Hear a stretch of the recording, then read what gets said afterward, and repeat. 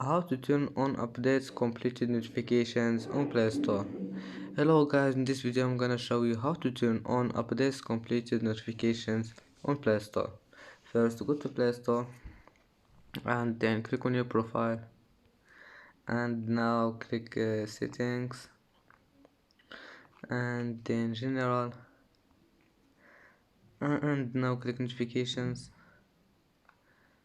and then this one updates completed, click on it and then click this one and as you see updates completed has been turned on, and if you want to turn it off again click on it and then click this one, turn it off.